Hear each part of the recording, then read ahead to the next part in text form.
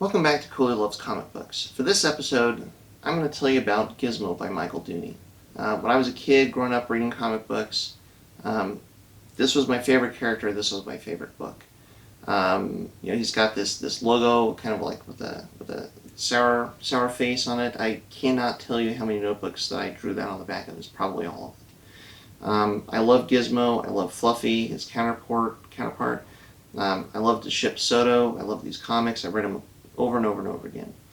And as time has gone on, and like in more recent days, I mean, I could tell you that this is my character. This is my favorite.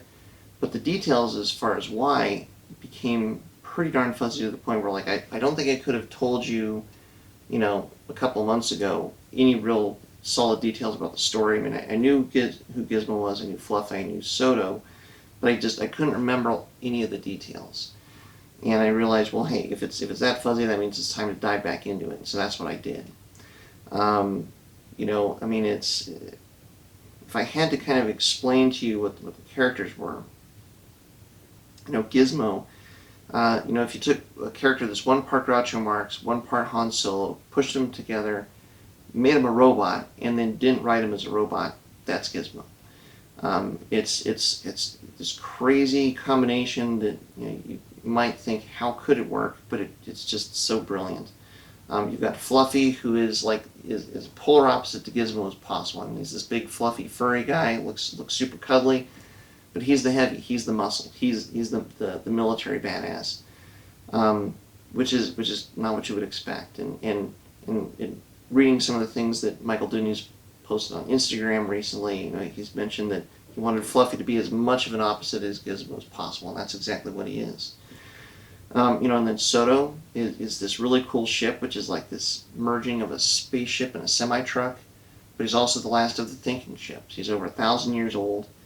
He's sentient, and you never find out why to any of these things, but that's the allure. That is this book, and that is what makes it what it is.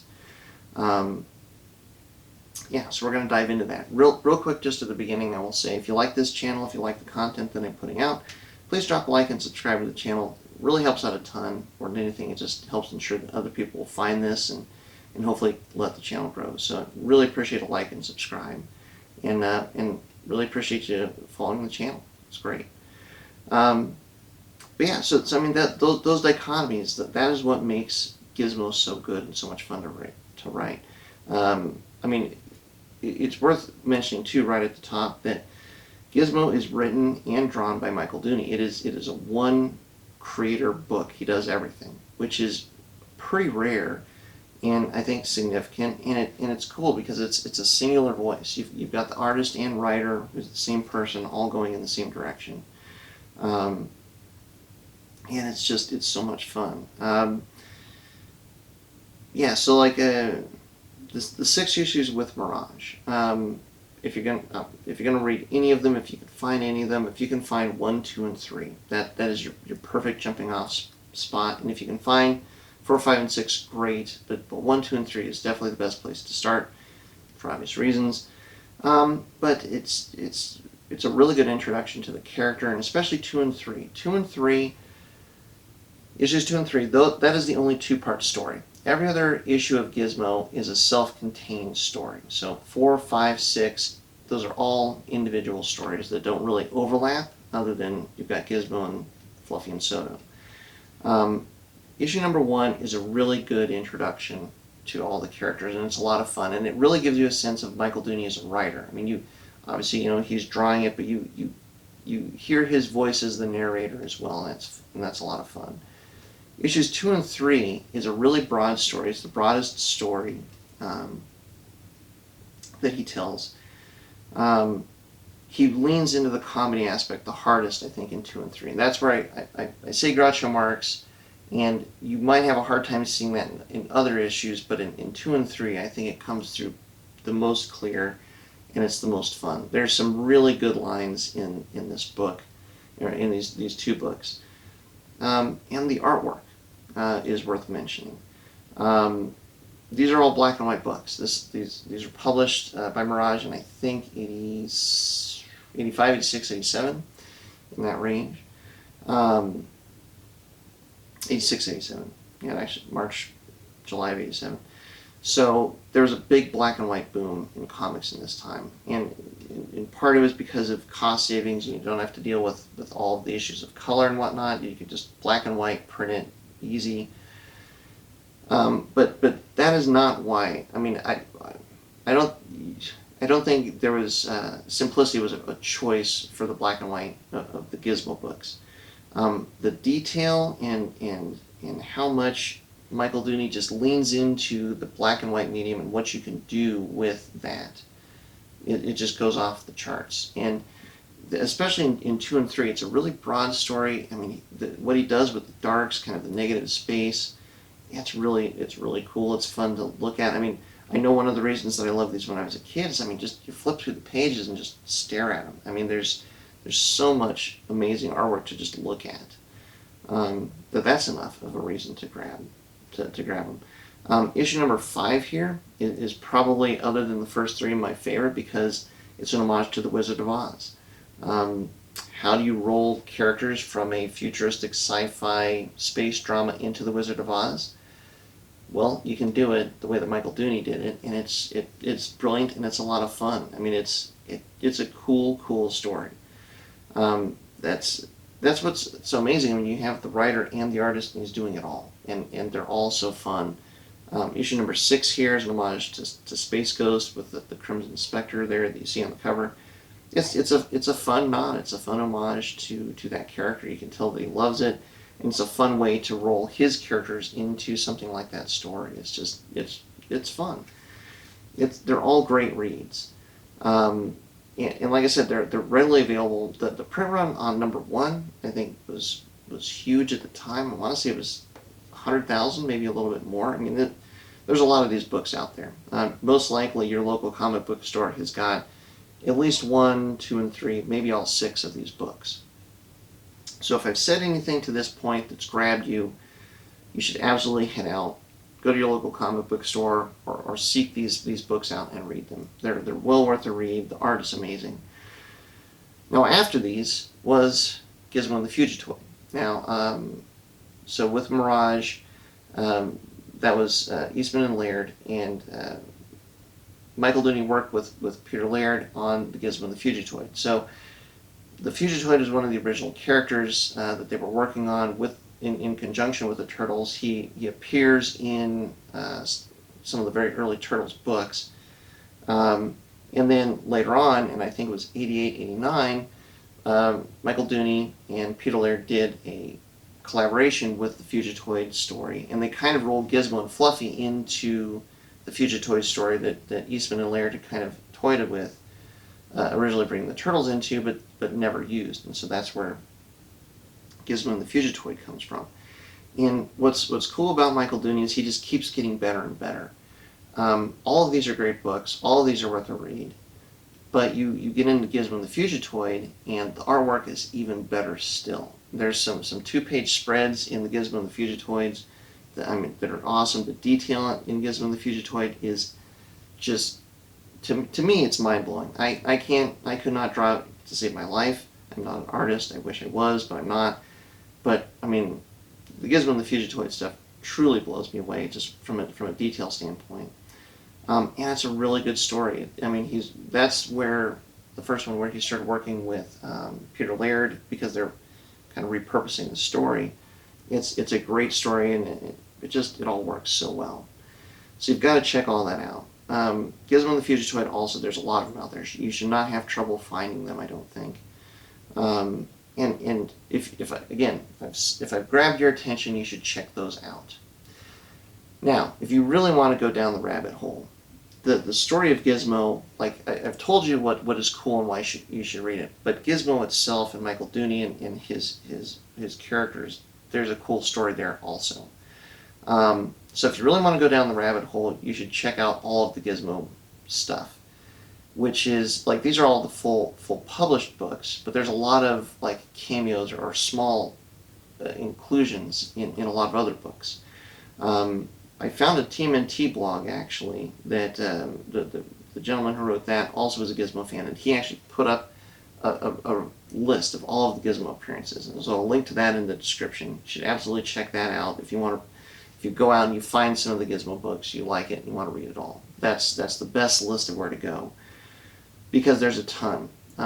So where Gizmo started was actually in a comic called Domino Chance in 1983. Issue number 7 was the first Gizmo appearance. And in there is basically like a comic strip. I want to say it's like, 7 or 8 frames only, but that's your first Gizmo story. That was popular enough that then in issue number 8, I think they gave Michael Dooney a couple pages. So that's the second Gizmo appearance, and that was popular enough that actually Gizmo number 1, the first full issue, was published under Chance Enterprises. So Chance number 1, Gizmo number 1 by Chance Enterprises, that story is actually the same story as in Mirage number 4. So it's the same. If you've read Mirage 1 through 6, you've still read all the primary ones. But it's very cool that Gizmo came out, the Gizmo number 1 came out in even before all of these, and even that has a cool story, which is fascinating to me. Michael Dooney on his Instagram page posted up a while back that when Kevin Eastman and Peter Laird were going to publish TMNT number 1, they took out an ad in Comic Book Price Guide or whatnot. Michael Dooney saw this and saw that they were publishing this book, and so he wrote them a letter. He said, hey, you're about to publish your book, I'm about to publish my book. I'll send you a copy of mine if you send me a copy of yours. And so that's what they did. They exchanged number 1s. So that's where he kind of started, being in contact with Eastman and Laird, the guys from Mirage. And I don't know why, but Gizmo didn't go on under Chance Enterprises, but then all of a sudden he pops up in Mirage. And Michael Dooney started doing a lot of work with the Turtles and Eastman and Laird. That's if you've not heard of Gizmo, which Gizmo I don't think is that widespread of a character, but you probably know Michael Dooney from his work on the Turtles. Most iconically, he did the second printing of issue number 4. Like that artwork, that was his full color version of the original first printing artwork done by Peter Laird, and that's a very iconic cover. That's Michael Dooney. What was really cool was I'm a Turtles guy, so I was going back through my Turtles books. I have the second printing of TMNT number 2. And with all the Mirage books, you've got to read the back of the front page. You've got to read the turtle tracks, and Gizmo, you've got to read the nuts and bolts. It gives you a real snapshot of the times, of what was going on at the time, and what some of the creators were thinking of at the time. Well, in TMNT number 2, you read that back, and there's a letter from a fan named Michael Dooney. And, he's talking about how much he liked issue number 1, and it's a really good, solid paragraph that they published. And they mentioned, hey, Michael, Michael's about to be publishing his own comic book, really good book. When is that coming out? And I assume that was Chance Industries' Gizmo number 1. But obviously then he moved over to Mirage. Gizmo pops up at the back of the Michelangelo one-issue microseries. There's a few pages of a Gizmo story in there. And then obviously they published, the 6 issues. And then there's Gizmo the Fugitive. And then Gizmo does keep popping up in other places. Like I said, if you want to go down the rabbit hole for everything, check out that blog post that has all of the appearances of Gizmo. Later on, after these 6 issues, he appears. There's a Fluffy story in Grunts. One of the Plasmatron Cafes has a Gizmo story. And then in Volume 3 of TMNT, I think this is the last one. This is from 2002. So Volume 3, number 6 of TMNT. There's I think a 6 or 7 page Gizmo story at the end of that, and a nice kind of lead-in by Michael Dooney in front cover of that one as well. That's a really cool story. There's so many cool homages in all of these books. Like the Wizard of Oz is great. There's actually a cool Turtles homage in the Wizard of Oz. Even in issue number 1, there's a frame in there where I think you kind of see Space Ghost, and I'll be damned if you don't see Batman as well. Call me crazy, but I think he's there. And then in that last issue from 2002, there's Gizmo and Fluffy are working on the Kerbots, and I think that's an homage to Jack Kirby and the Eternals. just lots of cool stuff. I mean, the artwork is awesome. The writing is really good. It's fun, and I mean, you really get to see what Michael Dooney, what he's doing as an artist and what he's doing as a writer. It's a total package. It's fun. It's great. I will say that there's obviously a collected Gizmo. It's up here. Of all the Gizmo stuff, this might be the hardest one to find. Short of there was actually a little micro book, micro comic that Mirage did this box of micro comics. There was a Gizmo one in there. That's also fairly hard to find. But this has all, like the vast majority of all the little stories. The really cool thing too is Michael Dooney had a story for number 7, in issue number 7, but it was never printed, called King for a Day. But that's in here. That's in the collected Gizmo and a lot of the short stories. And also probably because it's a trade. I mean, just the paper quality and the print quality is just a little bit better. And man, it's just so nice to be able to start at page 1 and just read through the whole thing. But I will definitely say, like, the nuts and bolts, getting all the printing on the back page, that's where it's worth, just reading the comic books. And I bet you your local comic book store has got at least a few of these, if not all 6 of these Mirage issues. It's just such a fun read. So, man, if you're still with me, thanks very much for watching this. Hopefully I've planted enough seeds that you go out there and check out Gizmo for yourself. I don't think you will be disappointed. I hope you do. It's such a fun book. I should mention too, I almost forgot, go to Michael Dooney's website. I'll post a link to that as well. He, at some point in the recent history, has put up another Gizmo story there as well. And Michael Dooney is still out there. If you're not following his Instagram, DeviantArt page, Facebook page, you should definitely do that. He's still doing some really phenomenal stuff. I actually reached out to him last year, 2019, and said, hey, his watercolors are really, really good. I think it's some of the best. And I said, well, what would you think about doing a watercolor of Gizmo? And he said, yeah, sure, absolutely. And he did that, and I have it here.